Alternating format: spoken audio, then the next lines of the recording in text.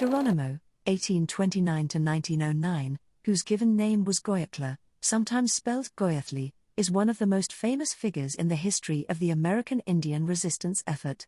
His name is virtually synonymous with that of a warrior, so much so that his name has been appropriated for a wide range of military, or simply adventuresome, endeavors. Geronimo's reputation is well deserved, for his very name excited fear in settlers both north and south of the US-Mexican border. He was hated by Euro-Americans and even by some Apaches, who blamed him for continuing to stoke the fires of warfare after ultimate defeat of the Apaches seemed inevitable. In addition, he lacked the social and political leadership skills of a Chief Joseph of the Nez Perce and the multidimensional qualities, including the spiritual character, of a Sitting Bull, the great Lakota leader who served as the magnet attracting huge numbers of Plains Indians to him, a force that would secure the most famous resistance victory ever against the U.S. military, at Little Bighorn in 1876. Geronimo was primarily a fighter, a lasting reputation that led American paratroopers in World War II to call out the name Geronimo before plunging from their planes. Schoolchildren, for decades after Geronimo's death, would similarly yell his name before undertaking a real or imagined feat of bravery, such as leaping from a swing into a river. A much more recent, and highly controversial, use of Geronimo's name was its employment by the U.S. military as a code name linked to the 2011 operation that resulted in the death of Osama bin Laden. The association of Geronimo's name with that of the hated terrorist elicited considerable resentment by a wide range of organizations and individuals, including the National Congress of American Indians, the Onondaga National Council of Chiefs, Native American Publications, Fort Sill Apache Tribal Chairman Jeff Hauser, and Geronimo's great-grandson Harlan Geronimo. Their response was so intense that the Senate Committee on Indian Affairs took up the issue at a hearing previously scheduled to discuss use of Indian names and images as sports mascots and in other areas of popular culture. Defense Department officials argued that they had intended no disrespect to Geronimo and had named the total operation against bin Laden Operation Neptune Spear, further naming each step alphabetically.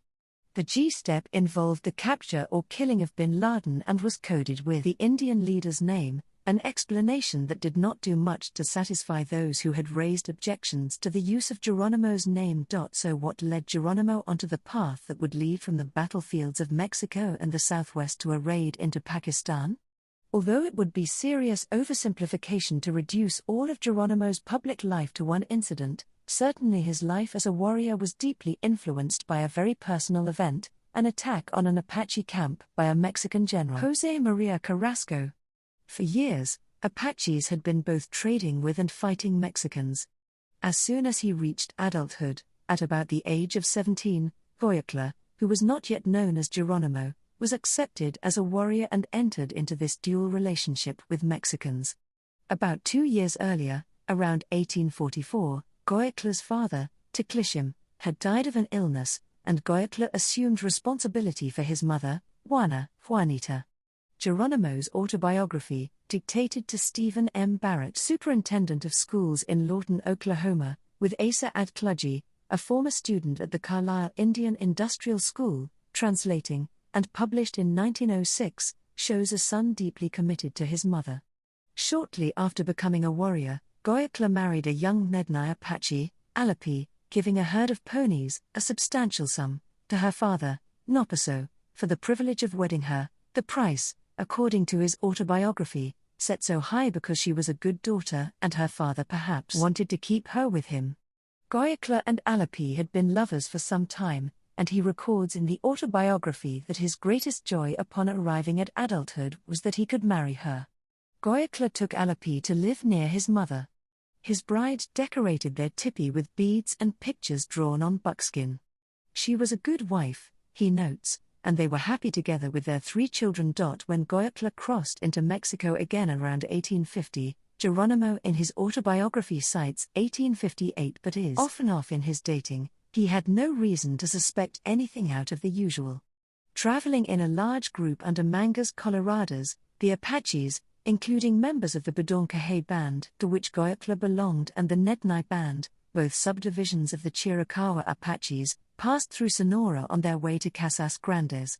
They camped at what is generally believed to be Yanosh, but referred to as Casquier in the autobiography, and many of the men went into town to trade.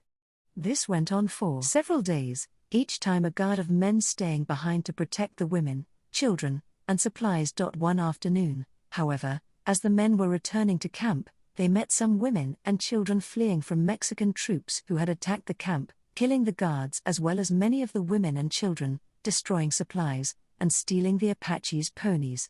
When Goyetla reached the camp, he discovered his wife, mother, and 3 children all dead. He tells in his autobiography of going off by himself and standing by a river. Geronimo, so many years after the event, does not say what he was feeling at that river, but his understated description clearly speaks powerfully to a great grief and sense of loss. Without supplies and with most of their weapons and ponies lost, the survivors turned back toward Arizona. The elderly Geronimo recalls how he was unable to pray or devise any plan of action at the moment. Devoid of purpose, he followed his comrades silently, staying by himself just within hearing of the now much smaller group. Arriving at his home, Goyetla gazed, certainly with great sorrow, at Alapi's decorations and their children's toy before burning them, along with his tipi and his mother's. Never again, Geronimo notes in his autobiography, would he feel content in his own home. Then, turning from his immediate grief, he vowed revenge on the Mexicans. A year later, Goyetla returned to Mexico within a large war party and began to exact that revenge. It reportedly was during this excursion into Mexico that his enemies began calling him Geronimo, although no definitive explanation for the naming has ever been given. The name stuck, and Geronimo would continue his battles against Mexicans and, before long, settlers and soldiers of the United States who invaded his homeland, earning the warrior's reputation that would stay with him throughout his life and into the 21st century, even into places that Geronimo could never have imagined, such as Pakistan. At first glance, Geronimo seems an unlikely candidate to compose his life story and be willing to share it with those whom he had been fighting for most of his adult life. There is a great desire, however, in many people, perhaps in most, to want to set the record straight and be understood, and Geronimo seems to have been no different in this regard.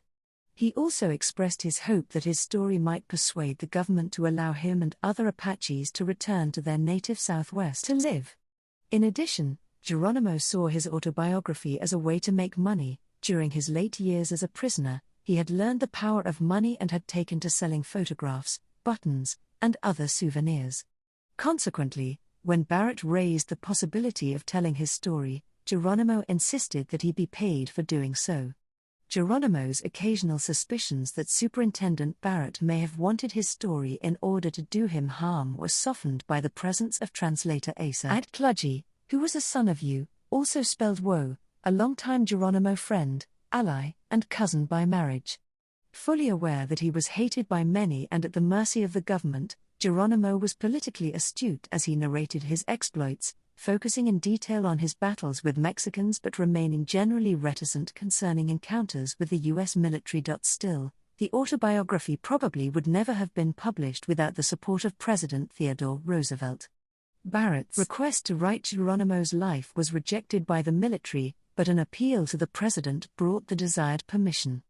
Responding later to the complete manuscript, President Roosevelt again offered his support, but with the suggestion that Barrett clarify that opinions expressed in the book were Geronimo's alone. Roosevelt was not hard to convince.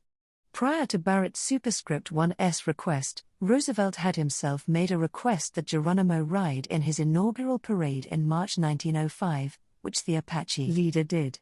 Before leaving Washington, Geronimo met with the president and made a plea to be permitted to return to his homeland. Roosevelt listened compassionately but refused, explaining that he feared reprisals against the Apaches by area residents if they returned.